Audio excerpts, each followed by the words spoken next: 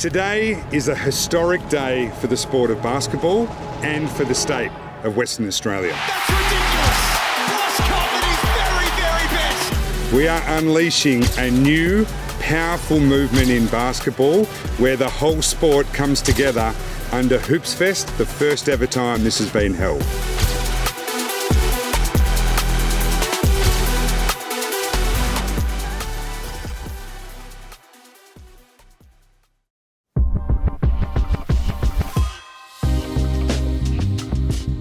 Welcome back to the Gold Standard. The Boomers, the Opals and South Sudan will always be on the agenda on this show, and particularly as it all starts to get going. It's a very, very exciting time in Australian basketball, and we have got a lot to talk about today. I'm Jack Heverin, Brad Newley and Andrew Bogut alongside me as always. Gentlemen, welcome back to the show.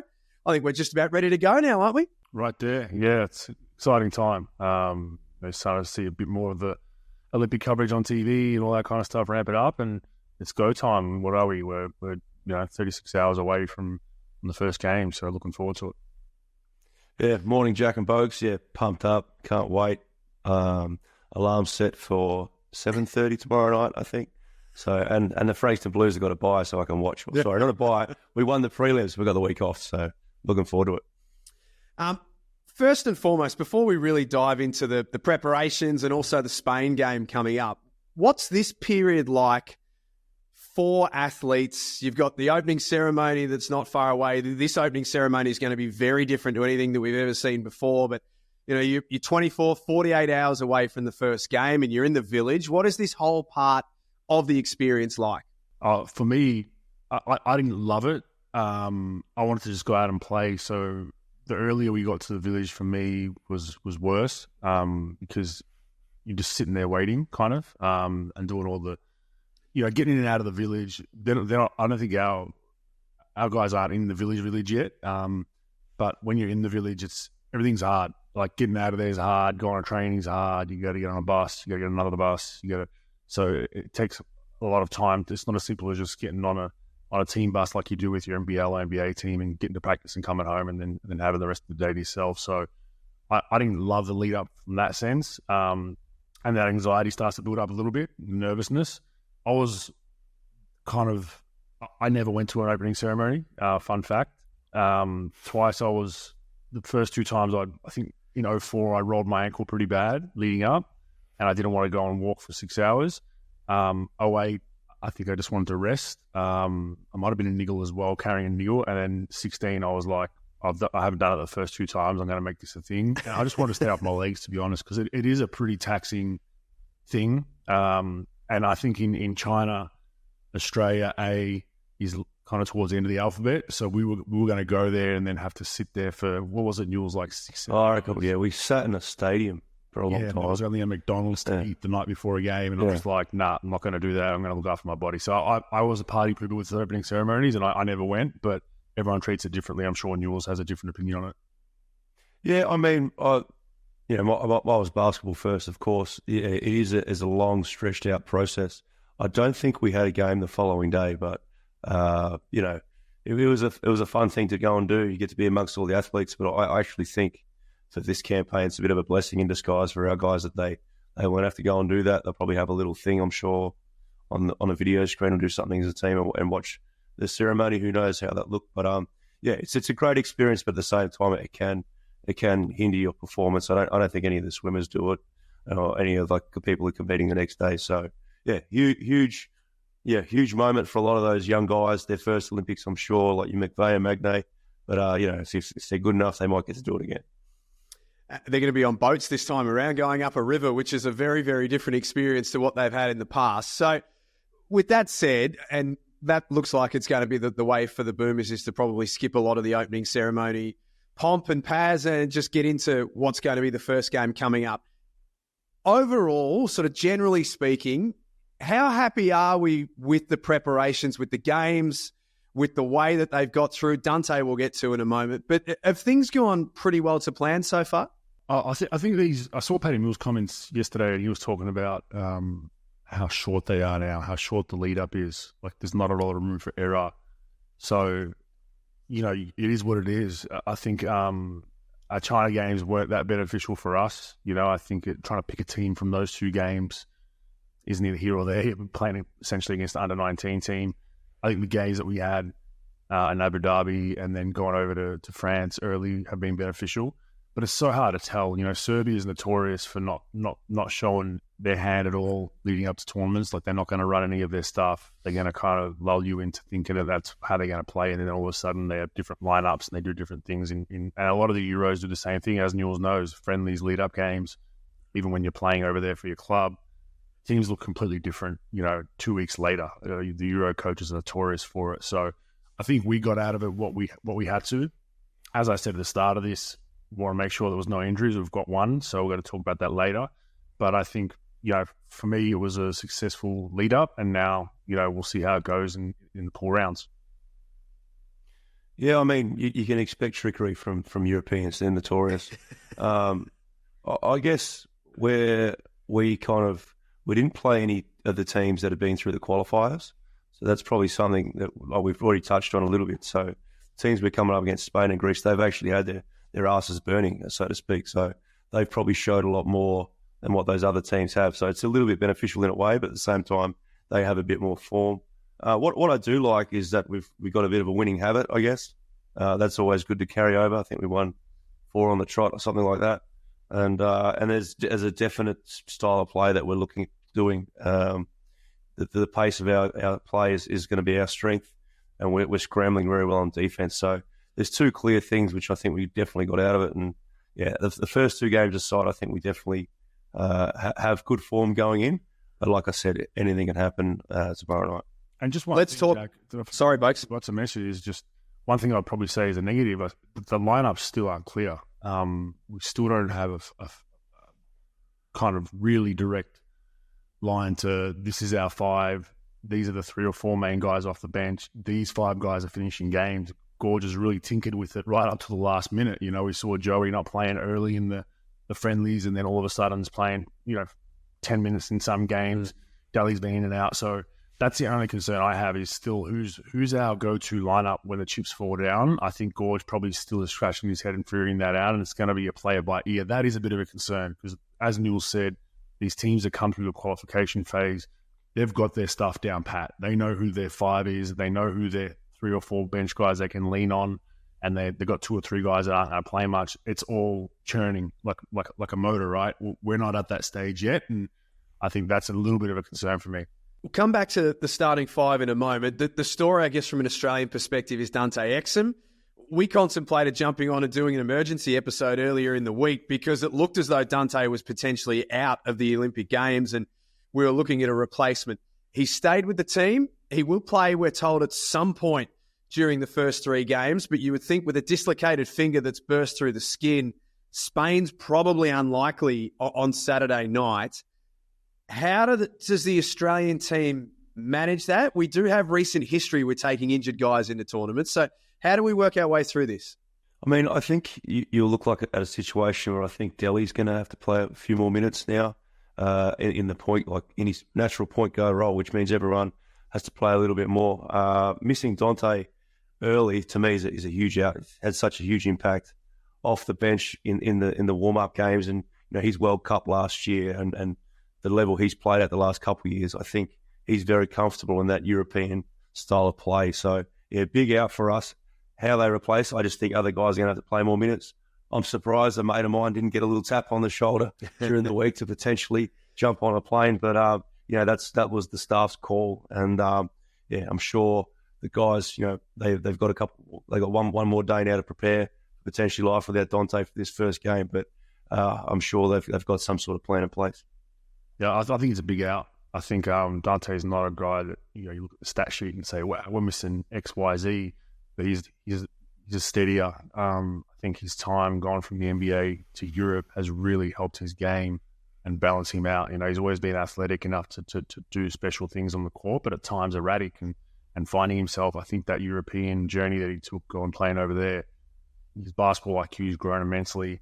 He's come into his own, and whenever he comes into games for the Boomers, it just seems like things steady out a little bit. It's not as erratic. So I have a bit of a worry losing him, but as Newell said, you got Delhi sitting there as an insurance policy. It's a great insurance policy to have. rolling the dice though, keeping him. I mean, finger through the skin, not great with laceration timelines, but that can't be. You're not back in I think you're at least a week, if not more.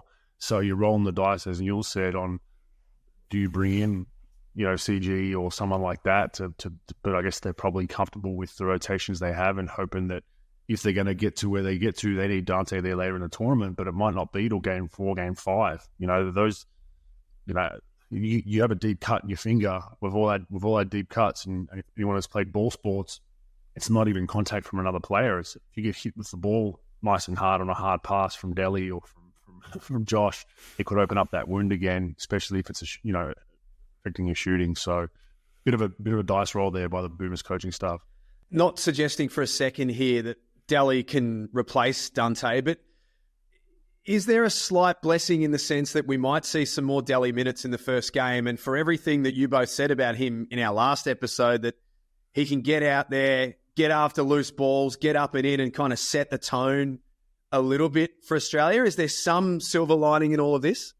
Yeah, I think you'll see Delhi. I think you'll probably also see Joey at the point. Maybe they have the flexibility to do that.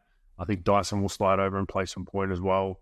It's kind of his natural position in the NBA. So the thing with this roster is there's a lot of versatile pieces that can positionally, move around different directions. So I'm not too concerned about that. I think Delhi will definitely see a rise in minutes, but that's why they brought a Joe Ingles. He's a veteran guy. He can play multiple positions. We talked about him potentially playing the 4 at times, but he can also slide in and be a playmaker role at the point forward as well. So I don't think they've lost. It's not the end of the world, but like I said, Dante's just been very good. He's been a very good steadier for the Boomers. So they got to try to find that in a Delhi or Joey or even Dyson at the point in times. And not to forget also, like Josh is probably going to play 30 plus. So there's not a whole heap of minutes at the point. It's just going to be a quick hit kind of role. And one person who probably benefit from Delhi playing more will be Paddy. So I expect that'll help him out in his style of play. Let's talk the opposition. And it is Spain, Saturday night, 7:30 p.m. Eastern Standard Time. Of course, you can check it out on Stan Sports or however you consume your coverage of the Paris Games. When I mentioned Spain, and we spoke about this a bit in our WhatsApp group in the lead up to this show, it doesn't necessarily invoke great memories for Australian basketball and experiences against Spain, does it? Yeah, not for me. I don't think Neil was part of those 2 shockers that we had. But they've just been our bogey team. They, the lucky bounce, the phantom referee call, a guy hits a tough shot, we miss a wide open shot. It just always happens against Spain for us. So, Jack, you mentioned that Australia are heavy favourites going into this game. I don't know if we should be that heavy. I think these games are much closer than most people realise. I think we are favourites going in, but we seem to be, by the punters or the bookies, we seem to be very heavy. So it's going to be a tough grind. And Spain know that if they get an open floor with us, it's not good for them. They're going to try to slow it down. They're going to Euro foul. They're going to try to run long sets. It's going to be a tough game, but you don't want to face, like I said earlier, I picked my pool.